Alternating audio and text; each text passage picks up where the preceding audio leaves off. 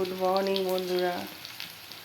দেখো সকাল সকাল একটা তরকারি করতে বসেছি। কি তেজপাতা, শুকনো লঙ্কা, গোটা জিরে ফোড়ন দিয়েছি, তারপরে দিয়েছি আলুগুলো সব দিয়ে ভাজা হয়েছে, হলুদ দিয়েছি একটু। এবারে দিচ্ছি তোমার জিরে বাটা,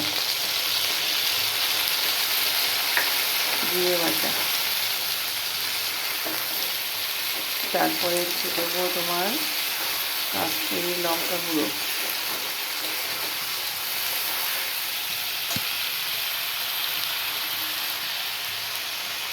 আদা বাটা দিলাম না আজকে, ভাবলাম একটু এর উপরে দেখি তো কেমন লাগে। এই দিলাম কাশ্মীরি লঙ্কা গুঁড়ো। এইবারে একটু কষিয়ে নিয়ে জল দিয়ে দেবো। সবাই তো বড় বড় রান্না দেয়,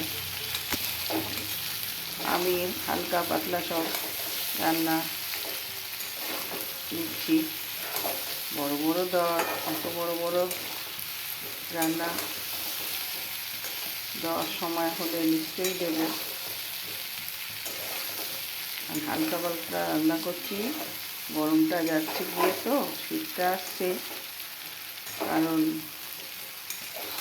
এখন সবার একটা ঠান্ডা লাগবে, সবার পেটটা খারাপ হবে, এইরকম হবে। ওই জন্যে এখন আমি হালকা পাতলা মোটামুটি রান্না করছি।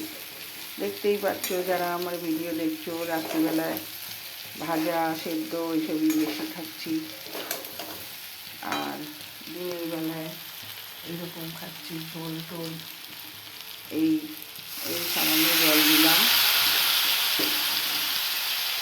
এবারে জল দিয়ে একটু কষিয়ে পুরো জল দিয়ে দেবো। তারপরে একটু চিনি দেবো, নুন দেওয়া হয়ে গেছে।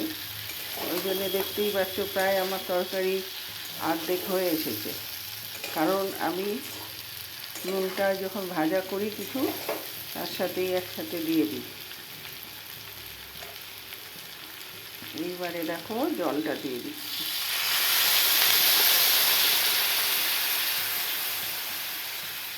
এটা হলো কাঁচকলা আলুর ঝোল।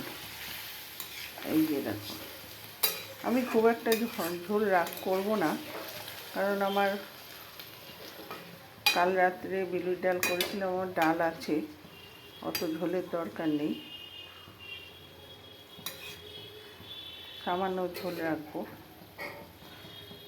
এই তরকারিটা ফুটছে, দেখতে পাচ্ছ তোমরা, আস্তে আস্তে ফুটছে, এই সাইড দিয়ে ফুটছে। এরপরে টকবক করে পুরোটা ফুটবে। এই শুরু হয়েছে। ঠিক আছে, টাটা। সবাই সকালে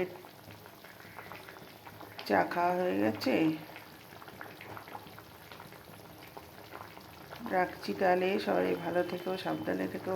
পারলে আমাকে লাইক, শেয়ার, কমেন্ট করো, সাবস্ক্রাইব করো, তোমাদের বন্ধু করো।